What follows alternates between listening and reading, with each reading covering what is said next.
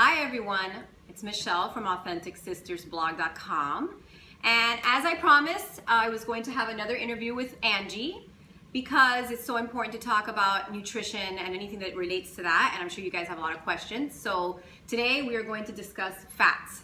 What are fats? What are the types of fats? What should you look for? What should you be eating? So on and so forth, and I think that she's going to make it very clear for us. So, hi Angie. Hi. Okay, Good so to be back. Tell us. Okay, so there's two basic types of fats. There's saturated fat and unsaturated fat. The saturated fat is the one that's the most damaging to our arteries. They're solid at room temperature, such as mayonnaise, butter, lard, cream cheese.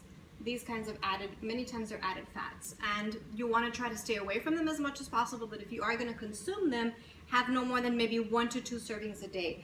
A serving, by the way, is a teaspoon, like your thumb tip. So that's a really good guide, especially when you're eating out and you're not at home to measure a teaspoon. It's a really good way to say maybe 1 or 2 teaspoons and that's it. Okay. And then what is the breakdown of what you should be eating? What kind of fats should we be eating? Okay, so the healthiest ones for your heart are called unsaturated. And there's 2 types, monounsaturated and polyunsaturated. Not to get confused, basically they're oils. So olive oil, canola oils are the healthiest. We have here. Exactly, some of the samples that we have here. And try to use those more often as salad dressings in cooking. And also avocados and nuts and seeds have a lot of unsaturated fats. Okay, so they can be categorized as either monounsaturated or polyunsaturated. Correct. Okay. What's good about these is that they increase your good cholesterol called HDL, and this helps to kind of take the plaque out of the artery. Okay. So you want to have that balance of more unsaturated, especially monounsaturated, and less of the saturated. How about trans fats? Trans fats is another very hot topic, and most food manufacturers have taken them out of products, but you'll still see it sometimes. Yeah.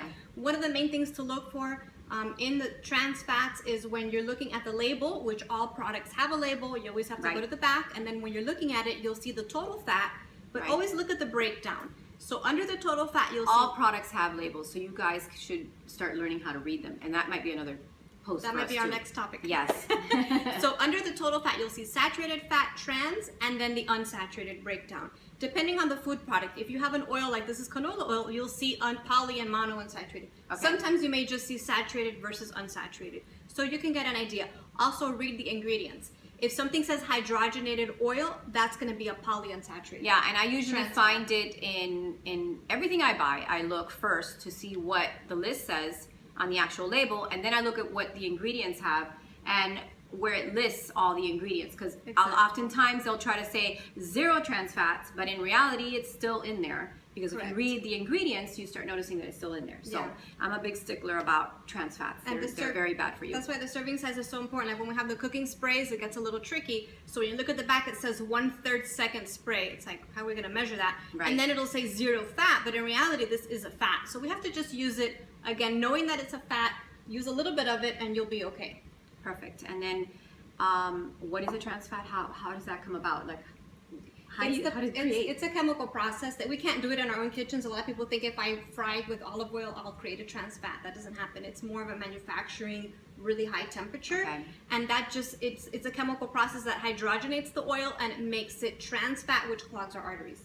Okay, so stay away from that, guys. That's super important. But this has been a quick little tip for you guys on fats and what to look for. I hope it really has helped you guys. So thank you. Another little blog post from us, and you'll see more because we always love to inform you guys. Bye. Bye. Till next time. Till next time.